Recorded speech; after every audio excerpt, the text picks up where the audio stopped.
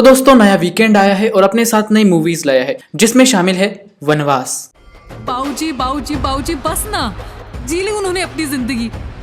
ये समझो कि पापा जी अब इस घर के लिए इररेलेवेंट हो गए थे। तो दोस्तों हॉनेस्टली जब मैंने इस मूवी का ट्रेलर देखा था ना तो मुझे कुछ पल के लिए ऐसे लगा था कि मैं बागबान मूवी देख रहा हूँ और मुझे अंदर से ऐसा लग भी रहा था कि ये मूवी कहीं बागबान के जैसे तो नहीं होगी ना, क्योंकि बागबान में भी ऐसी फैमिली सिचुएशंस को दिखाई गई थी और फैमिलीज के लिए बहुत ही इंपॉर्टेंट मैसेज दिया गया था।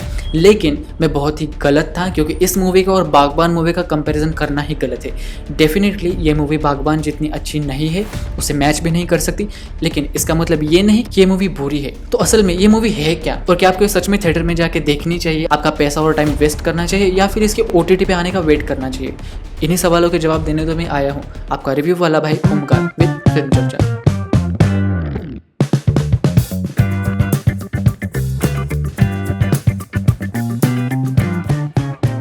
तो इससे पहले कि मैं अपना रिव्यू चालू करूं, मैं आपसे रिक्वेस्ट करना चाहता हूं कि इस चैनल को सब्सक्राइब कीजिए और अपने दोस्तों के साथ शेयर कीजिए। अगर विदाउट स्पॉयलर्स कहानी की बात करूं तो एक कहानी है एक बूढ़े पिता की जो अपने बच्चों के साथ बनारस में आते हैं और वहां पे बनारस के मेले में वो अपने बच्चों से बिछड़ जाते हैं या फिर अपने बच्चों के द्वारा छोड़े जाते हैं।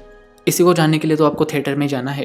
अब खैर, जिस बूढ़े पिता को छोड़ा गया है या फिर जो बिछड़े गए हैं उनको एक इशू है और वो है मेमोरी से रिलेटेड। मतलब उनकी याददाश्त जा रही है धीरे धीरे और उनको पता नहीं कि उनके बच्चे कहाँ पे रहते हैं, क्या है।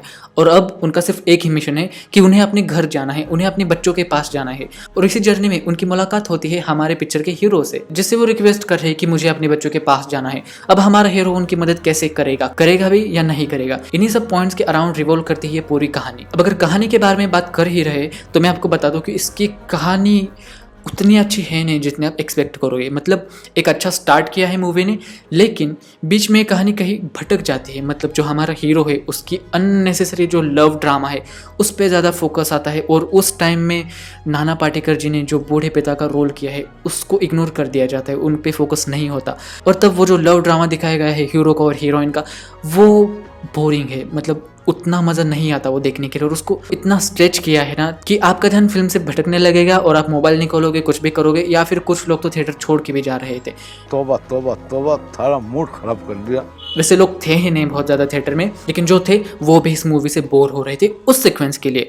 हाँ, हालांकि मूवी एंड में आते आते अपने मेन पॉइंट्स को समेट लेती है और एक अच्छा क्लाइमैक्स डिलीवर करती है, लेकिन इस मूवी के स्टोरी के जो बीच का पॉइंट्स है वो डेफिनेटली बहुत ज़्यादा इंप्रूव हो सकता था। अब अगर एक्टिंग की बात करें तो नाना पाटेकर जी की एक्टिंग एज ऑलवेज बहुत ही अच्छी है, लेकिन उन्हें छोड़ के जो बाकी के कैरेक्टर्स है जैसे कि मूवी का हीरो, मूवी की हीरोइन, उनकी एक्टिंग में आपको थोड़ा सा ओवर एक्टिंग का फील आएगा। या फिर नाना पाटेकर की जो फैमिली है, मतलब उनके बच्चे, उनकी एक्टिंग जब आप देखोगे ना तो वहाँ भी आपको महसूस होगा कि ओवर एक्टिंग हो रही है।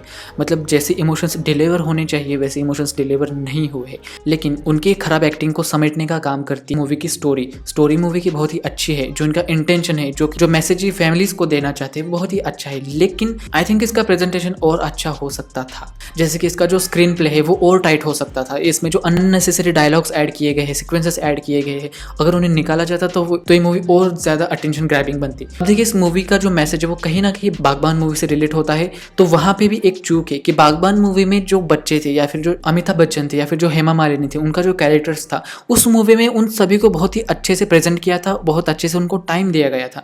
और इस मूवी में उसी की कमी है। अगर नाना पाटेकर जी को या फिर उनकी फैमिली को, उनके बैकग्राउंड को और अच्छे तरह से एक्सप्लोर किया जाता तो शायद ये मूवी अच्छी हो सकती थी।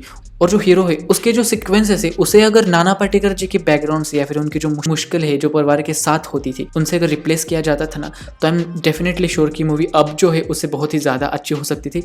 लेकिन क्योंकि अब मूवी रिलीज हो चुकी है तो डेफिनेटली एडिट्स तो नहीं होने वाले। ये जो मूवी है डेफिनेटली मूवी अच्छी है, लेकिन ऐसे भी नहीं कि आपको थिएटर में जाके ही देखनी चाहिए। कुछ महीने वेट कीजिए, मूवी OTT पे आ जाएगी। OTT पे आराम से अपनी फैमिली के साथ बैठ के देखिए, क्योंकि थिएटर में जब आप जो पैसा खर्च करेंगे उससे शायद आप कोई ऐसी मूवी देख सकते हो जिसमें आपको फैमिली डायनामिक्स भी देखने को मिलेंगे, बहुत ही अच्छा एडवेंचर देखने को मिलेगा, कॉमेडी मिलेगा और बहुत ज़बरदस्त एक्शन सिक्वेंसेस भी मिलेंगे।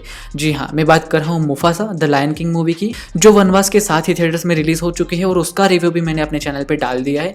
तो अगर आपको उसका रिव्यू देखना है तो अभी यहाँ पे जाइए और उसका रिव्यू देख लीजिए।